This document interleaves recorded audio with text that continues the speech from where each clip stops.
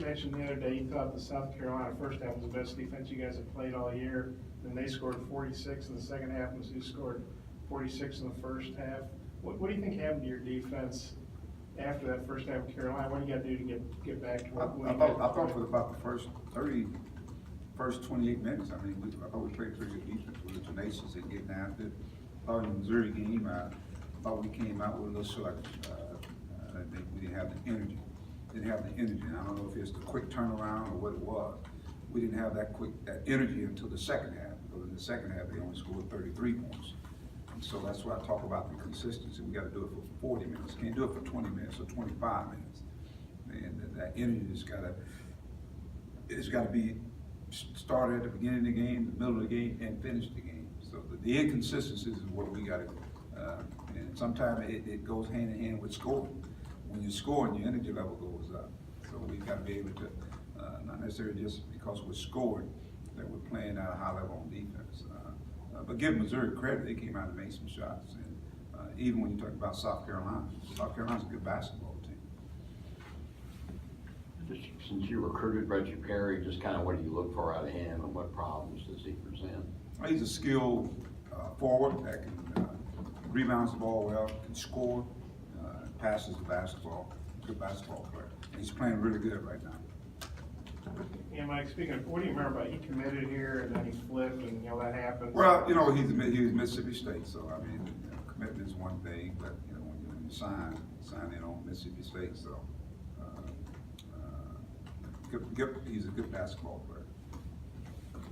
I guess Quinndary Witherspoon just played him a bunch, just kind of what He presents a problem because he's so strong, he can rebound, he can score inside, outside. And right now, it just seems like he started playing some of his best basketball right around this time. Just has a great nose for the ball, great instincts. And but again, he's been around a while, so he's a veteran. And he is the leader of their team.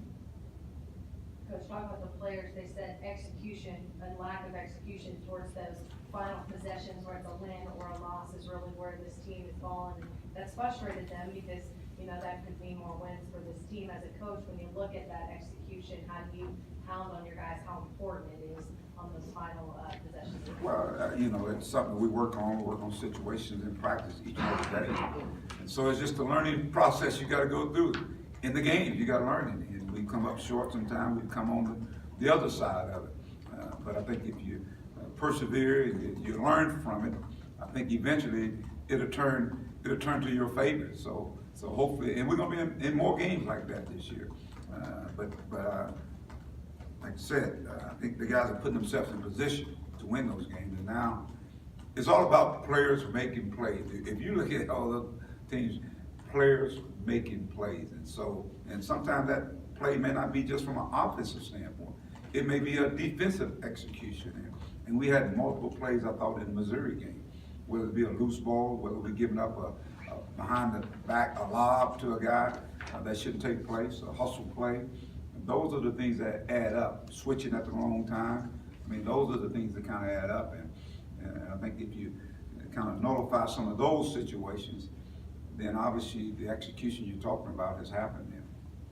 With the way Isaiah shot the ball this year, sets the freshman record for three-pointers made in the season. Are you surprised at the level he's been able to play at all season long, or is that something that you kind of thought might come?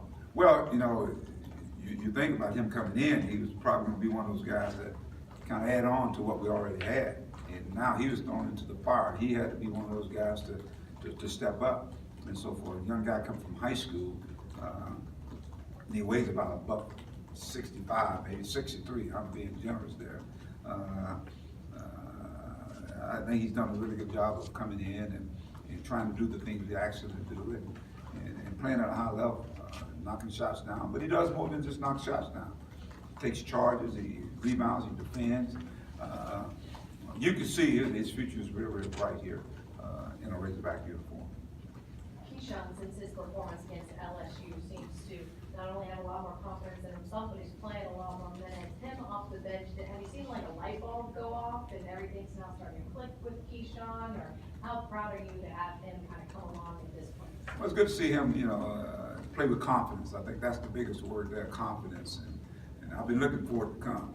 But you're talking about a guy that's You know, he sat out his whole last year at IMG, you know, because of a stress fracture and had surgery. So he's starting to come into his own. You know, his body, his game now is starting to showcase. He's doing on defense. We've seen some of the offensive explosion that he's capable of doing, and that's so important to our bench. I think, you know, even in the last game, I think, you know, if our bench scores for us, I think we win that game. So I think it's real critical going down this stretch right here. Keyshawn continue to come on, and that's the process we talk about. These guys just come from high school, and you're trying to get them to play, you know, in one of the best leagues in the country, and you're playing against seniors and juniors and guys who have kind of been through the wars. And these guys, this is their first year going through it, and I think they've done well. You know, Desi, he's got to continue to come on. I think he's starting to play with a lot more pop and confidence. We saw Gabe kind of explode a little bit. You know, he got a little carried away, but he exploded a little bit in the game. And of course, we've seen Reggie, and that to me is the secret to this team here is that they control their own destiny. Is the consistency for 40 minutes, the execution that you talked about, defensively, offensively. I think we're light years away where we were from in about 3 weeks ago. And so now just putting it all together at this time of the year. And Mike, I think 5 of these games you got left are against teams projected to be in the NCAA tournament. So that's a tough schedule, but that's good opportunities for you guys because you're beating them and obviously raises your profile. How do you feel about having a tough schedule, but what that can do if you can win some of these games? Well, we've got a tough schedule all year long, and with this young basketball team, so every game has been of a significant magnitude, and it continues. And so you talk about teams now that, you know, have done well in non-conference and even in the conference play. Presents challenges, but you're right, they're great opportunities. As far as Gafford, just how big was that after the off game at South Carolina to have the big one that he did at Missouri? I mean, he's commanded that attention. So I think with that being said, you got to step up to the plate, and I was glad to see him do it. You know, he's very, very capable of doing it, and I think you just got to continue to add to our team. I think he's a big part of what we do. We talked about, you know, things going through him. And I don't mean necessarily the scoring part. He may be the guy that's making those extra passes and things of that nature. And he's got to be consistent in his play as well. I mean, we got to expect some things out of him. So I'm expecting to hopefully see some of the same things take place in the Mississippi State game, and as we go down to finish up the schedule. I guess there's been some stuff on Twitter about Justice Hill talking to Chad Morris about football. Is that something you guys have talked about? Is there something going on there? He's just been practicing. He's just been practicing with us right now. So there's not any football for him right now that you're... Well, he just, like I said, he hadn't said anything to me about football. And then the Mississippi State leads the league in three-point shooting, or, you know, for overall games. Just what do you think of the three-point shooting, and how big is that? Because obviously South Carolina shot pretty well, Mizzou shot pretty well. I think it's going to be a factor. I think can't let them kill us inside, you know, with their size. But at the same time, we got to be out there with those guys that shoot the basketball. They got multiple guys that can shoot. You know, both Witherspoon, Mark Peters, Holman can step out and shoot the basketball.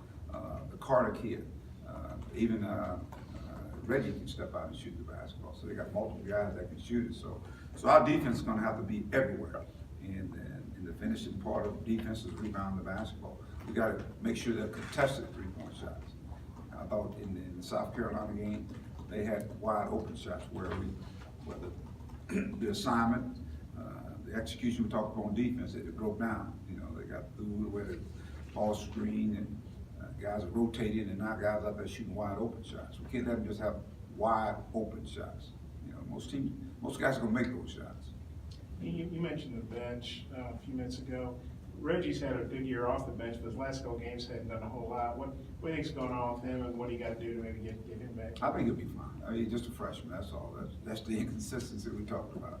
He'll be fine. Bobby's getting honored today for Jersey getting retired down at Hall High School tonight. Just, Right. you know, Bobby and what he meant to this program. Remember watching him in high school and what he's been able to do. Oh, he is the ultimate, I think the ultimate ambassador, one of the favorite sons of Arkansas, University of Arkansas, the state of Arkansas. And, what a great honor for a young man who is nothing but class. I think, when we think about what he did here, I think he just came and just exploded on the scene, and, the headband, the smile, his energy, and, I thought he meant so much to what we were trying to establish here, and even as we move forward now. And so, I'm happy for him that, you know, he's being recognized by his high school, and I don't think it'll be the last honor for him, because very deserving of it. I mean, even as we talk right now, he's still represents the Razorback in everywhere where he goes, and talks about us and keeps up with us, okay? All right. Thanks, appreciate it.